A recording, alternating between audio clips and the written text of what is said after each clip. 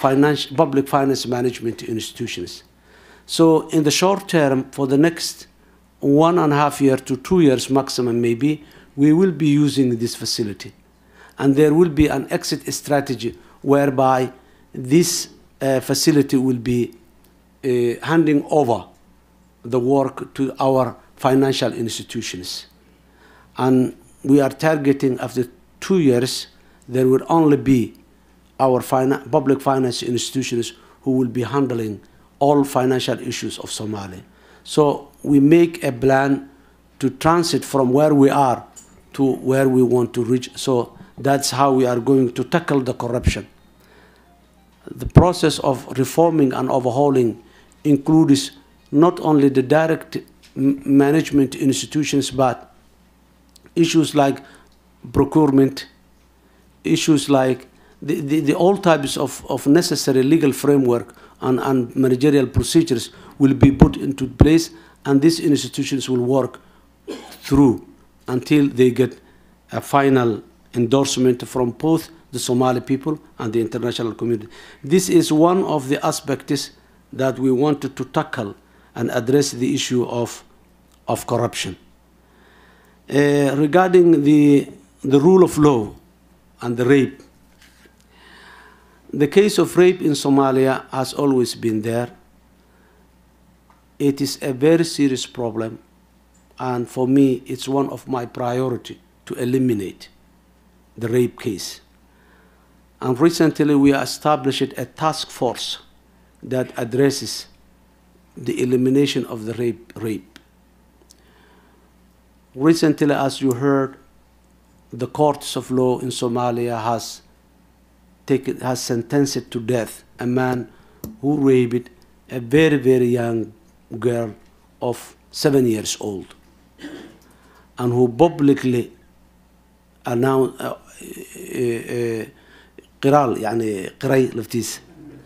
admitted that he did this in public. That man was sentenced to death and he was executed.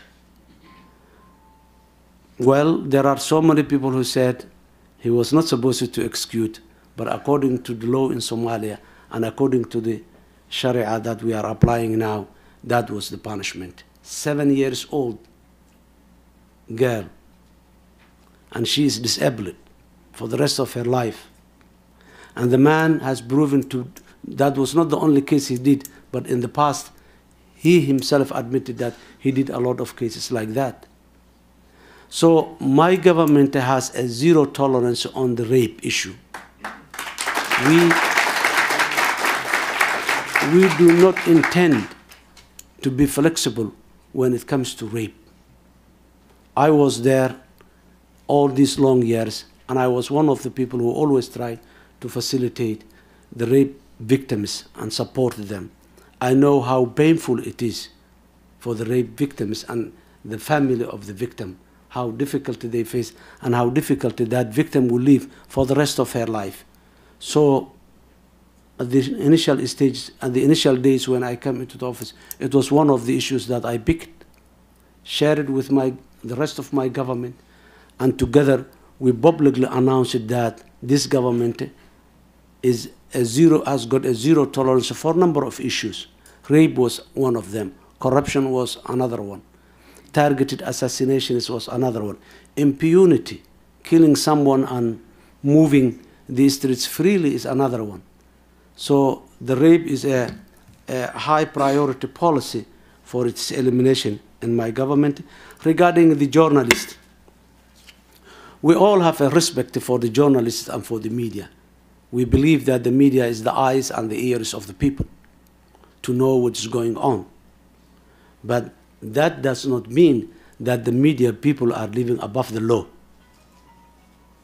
The guy was accused, the police is handling, the court of law is there. We are not Shabaab, we do not behead, we do not make extrajudicial acts, but it's going through a legal process. So there is nothing to worry. If he is guilty, he will go to the court of law and he will be sentenced whatever he deserves. If he is not, he will be relieved. Recently, we have an experience where a journalist, look, The problem we are having is that some of our media people, not all of us, we have been there, and one of the priorities was to make, when I was in office 55 days, I established a task force to investigate 18 journalists that were killed last year in Somalia. We asked them to investigate who killed and why these journalists were killed.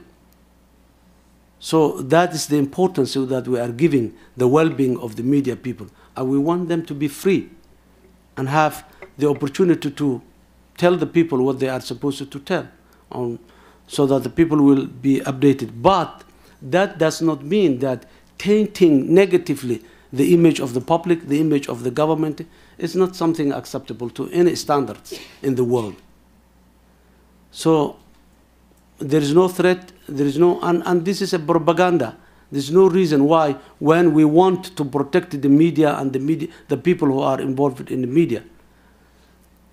But this last night I was interviewed by one of the television channels. That, Mr. President, this is a test on you, on how you deal with that journalist. I said, no, it's not on test on how we deal with the journalists, but to us it is a test how do we fulfill the rule of law in Somalia.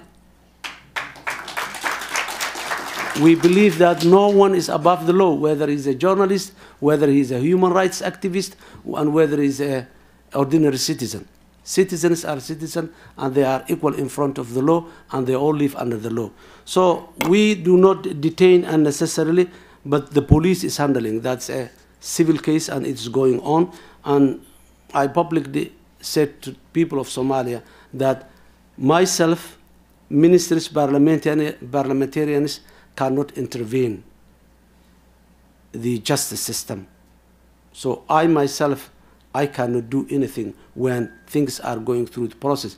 If there is abuse, there are institutions and there is media that will also mention the wrongdoings. Muhammad Ali, thank you very much for your good and nice words, and I congratulate that you were part of Operation Restore Hope, which is a meaning, which we attach a good sign in our history. When it comes to how can we help you, Mr. President, there are a lot of ways you help it, and you can help.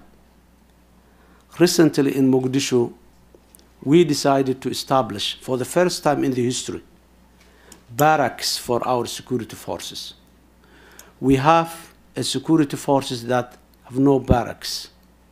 They have their gun on their shoulder, and tonight they go to their home and come back tomorrow morning with their gun on the shoulder in the street. So very difficult to distinguish between the genuine soldier and the ghost or Shabaab or the tyranny, whatever you call soldier. One can have the uniform easily. So now we decided to establish for the first time 3 barracks and 1 training facility for our security forces. And then that is a part of a bigger project that we want to change the security of Mogadishu in the next 90 days, 1st January to 31st March. This is an operation that has a security force wing and civilian wing. When it comes to security force, we allocated 1,000 soldiers, a force of 1,000 soldiers, equipping them, building these barracks and training facility costs around $6 million. The Somali government has no that money can spare for that purpose, and we need it. Our international partners, is not easy for them, as we rightly say now, to give Somalia millions of dollars and say, use it the way you feel it fit. So we get back to the Somali people and the diaspora, and we ask them to support that endeavor. The responses we are getting very, very positive. 50% of that funds have already been secured. And soon you will have the fundraising campaigns for the security forces we want to establish. So Our security forces can support us, our diaspora people can support us in that. That's one only. On the other hand, your technical know-how, your expertise is what we need in Somalia. The dilemma we Somalis, both diaspora and those who are inside Somalia, we are facing is that you guys, you are waiting stable Somalia so that you can go back. And Somalia is waiting you to stabilize. So which comes first?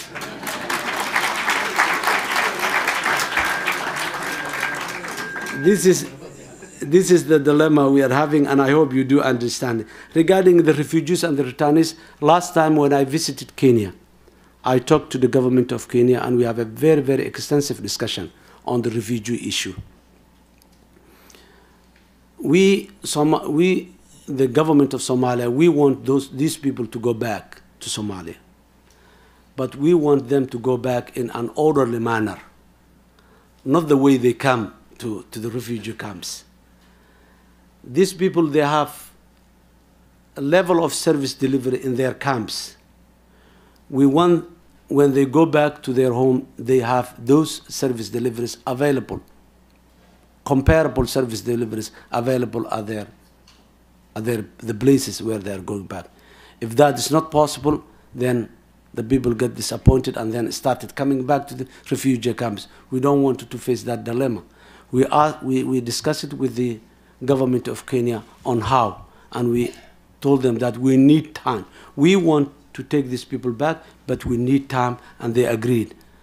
But it happened. Whenever there is a problem in Kenya, the police, the people feel that they are threatened, and they come back. People are coming back for different reasons, but that's one of the reasons, not all of them. So we are in the process of establishing services available in different districts so that the people can come back to their homeland. We are working that with the international community, and in the next 3 to 6 months, there is a space that people start coming back to their traditional place, not to concentrate again in Mogadishu and major towns where services are available. We want people to go back to their villages and remote areas and to get whatever possible service to those areas. Thank you. Great. Okay, let's take another round. We'll go with the gentleman here.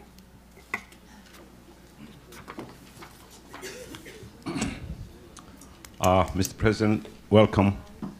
I think we can attribute to the recognition of Somalia by the United States government due to your background for being part of civil society. But thank you very much for your effort. Thank you. This is... What is your name? My name is Basto Ahmed. Now, you mentioned arms embargo. It's very important and it's very imperative for any nation to secure itself. It is very difficult to have other forces who are not Somali citizens to secure the nation for us. I think that's very difficult. So arms embargo to be lifted, I think that should be a priority for the Somali government. So the question is, as far as the pundits and those who talk about Somalia, their argument is that the Somali armed forces cannot be trusted. What can be done to that? Or is there an evidence to that fact? Thank you. Thank you. The lady here. Thank you. My name is Betsy Graves. I'm an analyst with a firm called the Whitaker Group. Your Excellency, thank you and welcome. My question is to the role of the private sector. What is your vision for the business environment in Somalia as things continue to grow and to stabilize? What role can both the international business community, but particularly the US private sector, play in this future of Somalia? Thank you. Thank you. Lady with the blue scarf.